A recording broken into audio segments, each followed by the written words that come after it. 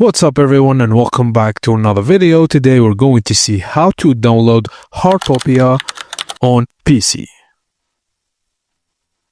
First thing first, download and install the Steam client on your PC, and if you have already, let's move on to the next step. Launch Steam on your PC, then in the top search bar type Heartopia.